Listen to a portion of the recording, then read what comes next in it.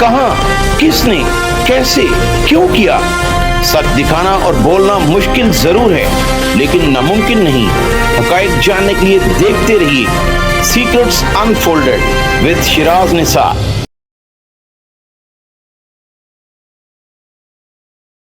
السلام علیکم ناظرین, میں ہوں آپ کا میزبان شیراز نثار. قیام پاکستان کے بعد سے آج تک اگر تاریخ پر نظر دوڑائی جائے تو پھر ہر گینگسٹر, ہر بدماش کے پیچھے کسی نہ کسی سیاستدان اور پولیس آفیسر کا ہاتھ ضرور نظر آئے گا. میں نہیں کہہ رہا بلکہ تاریخ گواہ ہے. ایسے بہت سے واقعات آج آپ کو دکھائیں گے. اکتوبر 2023, آج سے تقریباً 2 سال پہلے خواجہ طریف گلشن عرف تیفی بٹ نے اپنے گھر ایک اہتمام کیا. اس حوالے سے خواجہ طریف گلشن عرف تیفی بٹ کی فیملی نے جو ایک فوٹیج ہمیں فراہم کی, سب سے پہلے ہم آپ کو وہ فوٹیج دکھاتے ہیں, اس کے بعد تفصیل سے بات کرتے ہیں. خواجہ طریف گلشن المعروف تیفی بٹ چیئرمین اکبری منڈی بورڈ کی رہائش گاہ پر میاں محمد نواز شریف کے استقبال کے لیے جانے کے لیے شہر لاہور کے تاجروں اور ہزاروں افراد کی شرکت. پنڈال جلسے کا منظر پیش کرنے لگا اور بینڈ باجوں, ڈھول کی تھاپ پر گھوڑوں کا رقص. پنڈال میں بڑی اسکرین بھی لگائی گئی. کارکنان نے بھنگڑے ڈال کر اپنے قائد سے محبت کا اظہار کیا. مہمانوں کے تواضع کے لیے کھانے کا وسیع انتظام تھا. پنڈال اور سارے روڈز پر میاں نواز شریف اور تیفی بٹ کی فلیکسز کی بھرمار تھی. میرے چاہنے والے, میں خود میاں نواز شریف صاحب کا چاہنے والا ہوں. سارے لاہور کے تاجر انشاءاللہ جلسے میں جا رہے ہیں, کافی جا چکے ہیں, مزید جا رہے ہیں, اور میری عقل کے مطابق یہ پاکستان کا سب سے تاریخی بڑا جلسہ ہوگا.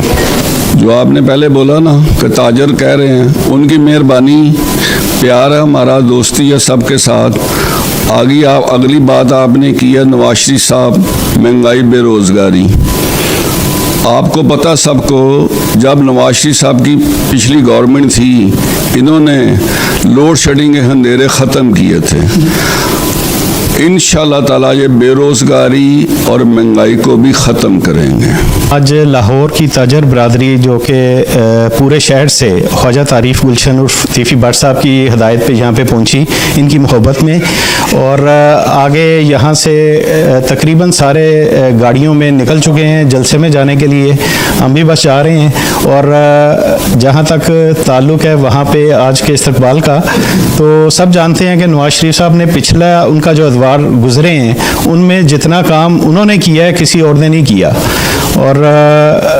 ہم یہ توقع کرتے ہیں کہ وہ تاجروں کی بہتری کے لیے بھی کام کریں گے اور ملک کو سٹیبل کرنے میں بھی اپنا کردار ادا کریں گے. اور ہم اپنے چیئرمین کا بھی شکریہ ادا کرتے ہیں کہ انہوں نے آج بڑا اچھا فنکشن کیا. ساری لاہور کی تاجر برادری ادھر موجود تھی, اور جوگ در جوگ لوگ شوق سے ان کی محبت میں یہاں پہ آئے اور آگے بھی جا رہے ہیں. ان کی مہربانی ہے کہ وہ کسی بھی جماعت سے تعلق رکھتا ہو, یہ تاجر برادری کو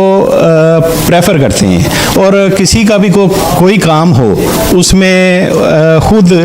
اپنا پوری فکر کے ساتھ, توجہ کے ساتھ اس کو حل کرنے کی کوشش کرتے ہیں جو بھی ان کے بس میں ہو.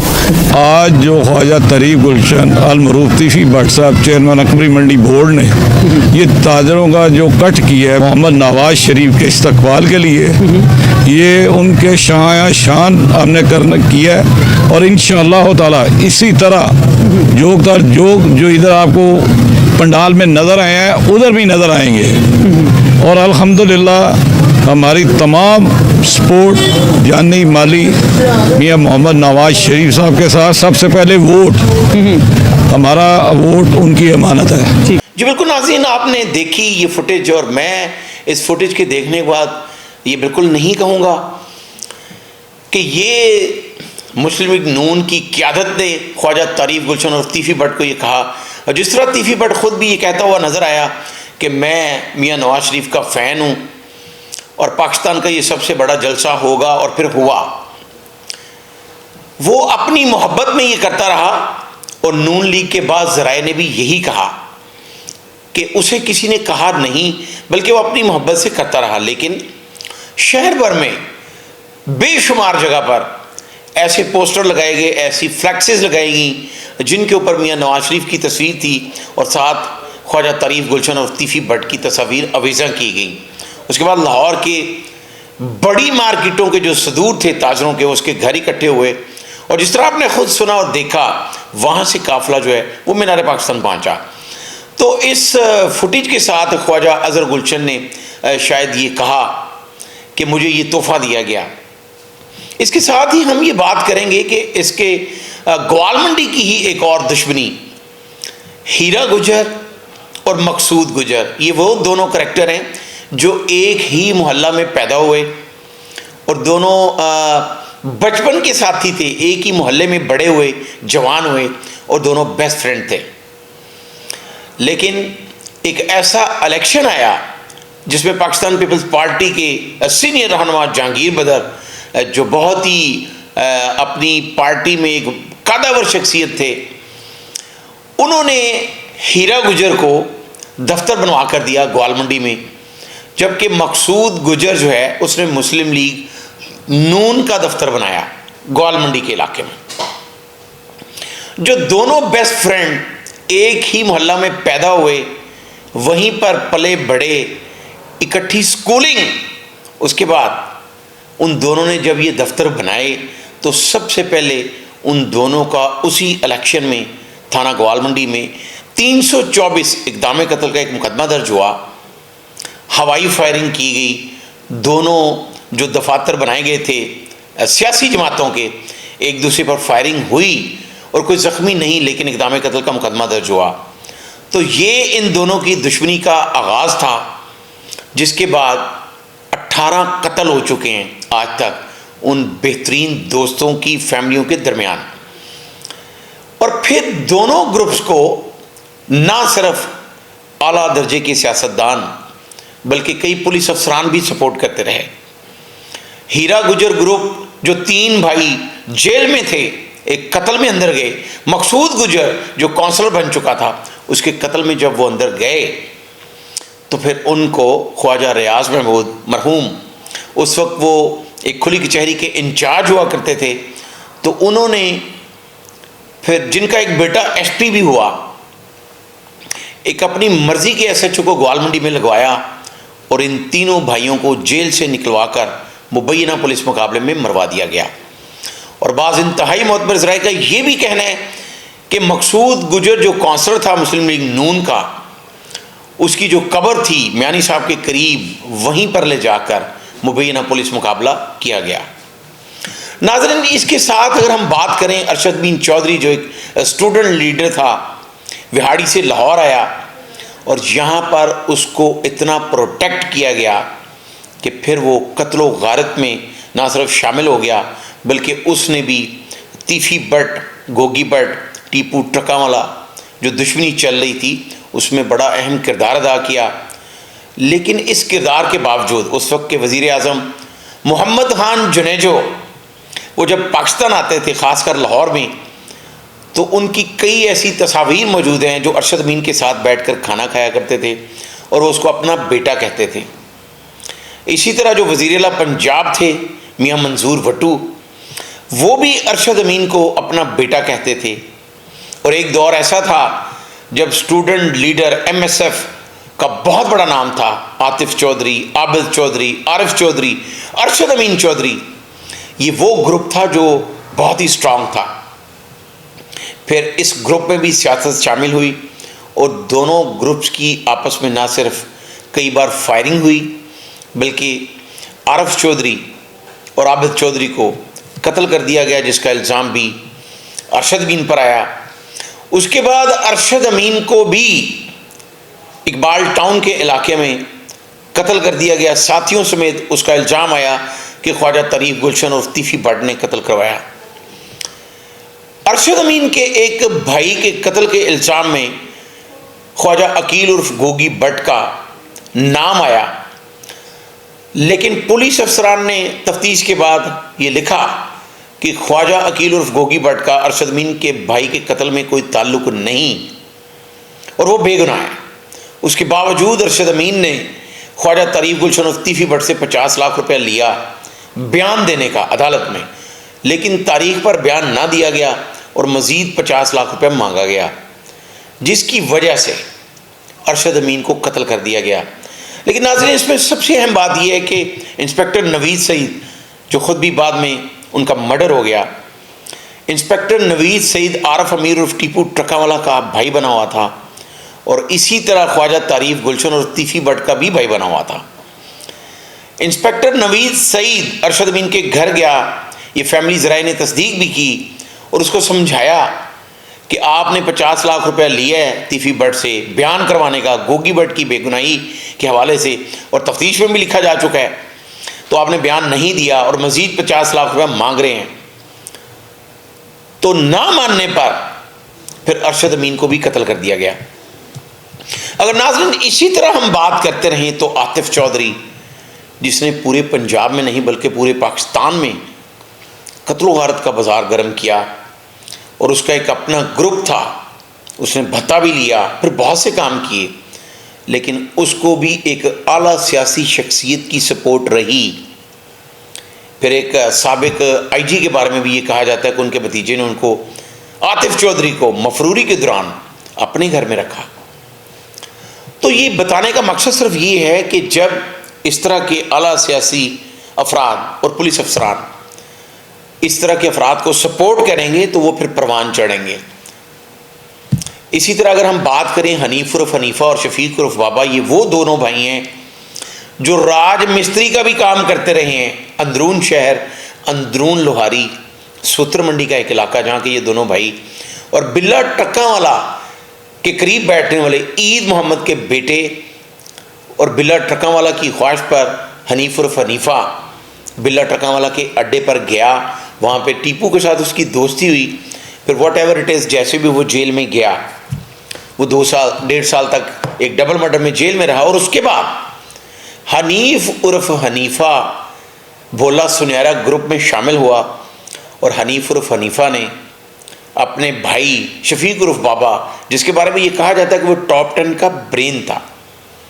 پھر جسٹس نظام کو سندھ میں قتل کیا، یہ الزام آیا۔ یہاں یہ بات انتہائی قابل ذکر ہے کہ اس وقت کے آئی جی سندھ رانا مقبول نے اس قتل کی انکوائری کے لیے اسی انسپیکٹر نوید سعید کو وہاں پر بلوایا، اور پاکستان کی ایک اعلیٰ سیاسی شخصیت جو آج بھی موجود ہے ان کو شامل تفتیش کیا گیا، بلکہ اس وقت بہت سی فوٹیجز سامنے آئی کہ نوید سعید نے تشدد کا نشانہ بھی بنایا۔ بعد میں اس قتل کا الزام جب وہ ثابت نہ ہو سکا تو ناظرین اس طرح کی بے شمار ایسی سچی کہانیاں ہمارے پاس موجود ہیں کہ پولیس افسران، سیاستدان کس طرح خود سرپرستی کرتے رہے۔ تو یہ سب کچھ بتانے کا مقصد صرف یہ ہے کہ اگر قانون سب کے لیے برابر ہو، جو کہ ہونا چاہیے، تو پھر شروع میں ہی جب کوئی اس طرح کام کرتا ہے، جس طرح آج کل سی سی ڈی نے ایک نیریٹو جو ہے وہ بلڈ کیا ہوا ہے کہ جو جرائم پیشہ ہیں ان کے ساتھی ان کو ضرور چھڑانے آتے ہیں۔ سی سی ڈی کے کئی ایسے کام ہیں جن کو اپریشیٹ کیا جانا چاہیے، میں اپنے ہر پروگرام میں کرتا ہوں، کہ جس طرح چونگ کے علاقے میں ایک 18 سال کی لڑکی کو اس کے خاوند کے سامنے اجتماعی زیادتی کا نشانہ بنایا گیا، 4 افراد نے ویڈیو بھی بنائی، تو ان 4 کو سی سی ڈی نے مارا، اور سی سی ڈی کی جورسڈکشن سے جب ان کے ساتھی ان کو چھڑوانے آئے اور پولیس پر فائرنگ کی کوشش کی گئی تو وہ 4 مارے گئے، وہ 4 اس وقت قبر میں ہیں۔ اس طرح کے اور بھی کئی ایسے افراد جن کے بارے میں اگر پاکستان کے شہریوں کی رائے لی جائے تو بلا شبہ کہ قانون سے بالائے طاق وہ یہی کہیں گے کہ ان کو فوری مار دیا جائے۔ کئی ایسے ملزمان بھی ہیں، لیکن پھر بات یہی ہے کہ اگر اس طرح کے ملزم کو ایک تو سیاستدان سرپرستی نہ کریں، دوسرا پولیس افسران وہ سرپرستی نہ کریں، اور قانون کے مطابق اگر ان کو شروع میں سزا دے دی جائے، تفتیش کے ذریعے ان کو سزا دلوائی جائے، تو پھر اس طرح کی قتل و غارت جو ہے وہ پروان نہیں چڑھتی۔ ہمایوں گجر جو سیالکوٹ میں پوشش کا کام کرتا تھا، صوفہ پوشش کا کام کرتا تھا، تو اس پر بھی ایک جھوٹا مقدمہ 324 کا اقدام قتل کا درج ہوا، تو وہ دوستوں کے ذریعے بھولا سنہرا تک پہنچا کہ یہ میرا مقدمہ ختم کروا دیں، تو پھر بھولا سنہرا نے ہی اس کو ہمایوں گجر بنوایا۔ پھر پورے پنجاب میں بلکہ پورے پاکستان میں. اس نے بھی قتل و غارت کی اور بھتے بھی لیے, اس پہ فلم بنی, ان تمام کریکٹرز پہ فلمیں بن چکی ہیں. اس کے ساتھ اگر بات کی جائے ناجی بٹ, یہ پسرور کا ایک محنت کش نوجوان جس کا بیٹا تھا اور مٹھائی والی دکان پہ کام کرتا تھا, سموسے نکالا کرتا تھا رمضان کے مہینے میں. اس کے بھائی کو ایک مبینہ طور پر پولیس انسپیکٹر نے ایک تیل کی کڑاہی میں پھینک دیا اور وہ مر گیا. اس کے بعد ناجی گجر نے, ناجی بٹ نے بھولا سنیرا گروپ کے ساتھ اپنی شمولیت اختیار کی اور پھر اس انسپیکٹر کو بھی قتل کیا, جس کے بعد ناجی بٹ بھی اپنے ساتھیوں سمیت لاہور میں آتے ہوئے پولیس مقابلے میں مارا گیا. کالی, ثنا گجر, کالی, میاں داؤد, یہ سارے وہ کریکٹر ہیں جو اسٹوڈنٹ تھے, سیدھے راستے پہ چلتے چلتے ڈی ٹریک ہوئے اور کسی نہ کسی سیاستدان, کسی نہ کسی پولیس افسر نے ان کے سر پر ہاتھ رکھ دیا اور پھر یہ ایسا پروان چڑھے. تو ناظرین, یہ بتانے کا مقصد صرف یہ ہے کہ جو نوجوان نسل ہے خاص کر, ان کو یہ سوچنا ہوگا کہ وہ کسی ایسے سیاستدان یا کسی ایسے پولیس افسر کی سرپرستی میں مت آئیں. آخر ان کا انجام وہی ہوگا جو آج تیفی بٹ کا ہوا, کہ اس کو بھی پنجاب کی بلکہ پاکستان کی ایک اعلیٰ شخصیت نے اس بھروسے پر پاکستان بلوایا کہ آپ کو عدالت میں پیش کیا جائے گا, لیکن پھر ایک مبینہ پولیس مقابلے میں پار کر دیا گیا. تو ناظرین, اس حوالے سے ہمارے پاس جو بھی انفارمیشن ہوگی جس سے کوئی عوام کو فائدہ ہو, شہریوں کو فائدہ ہو, نوجوان نسل کو فائدہ ہو, ہم آپ تک ضرور پہنچاتے رہیں گے. میں پروگرام ختم کرنے سے پہلے ایک بات ضرور کرنا چاہتا ہوں کہ وہ ہم نے BA کی کتاب میں ایک کہانی پڑھی تھی کرمنلز کے بارے میں, کہ criminals always try to escape themselves from police, but he has to face the consequences of his crime after all. کہ جرائم پیشہ جتنا بھی بچنے کی کوشش کرتا رہے, آخر اسے اپنے جرم کا سامنا کرنا پڑتا ہے. وہ کچھ بھی کر لے, اس کے سر پہ کسی کا بھی ہاتھ ہو, پاکستان کے اگر سب سے بڑے سیاستدان کا بھی ہاتھ ہو یا پاکستان کے سب سے بڑے پولیس افسر کا بھی ہاتھ ہو, تو پھر بھی اس کو فیس کرنا پڑے گا. تو یہ ہر نوجوان کو خاص کر سوچنا ہوگا کہ وہ اپنا راستہ خود چوز کرے, اور خاص کر جو جرم کا راستہ ہے وہ تیزی سے آپ کو موت کی طرف لے کر جاتا ہے. جتنا بھی جلدی ہو اسے واپس آئیں اور اپنا راستہ سیدھا اپنائیں, چونکہ آپ صلی اللہ علیہ وآلہ وسلم کا فرمان ہے کہ عقل صرف سیدھے راستے پر پروان چڑھتی ہے. تو باقی سب چلاکی ہیں, لوگوں کی باتوں میں نہ آئیں, سیاستدانوں کی باتوں میں نہ آئیں, پولیس افسران کی باتوں میں نہ آئیں. مجھے اگلے پروگرام تک کے لیے اجازت دیجیے. اللہ حافظ.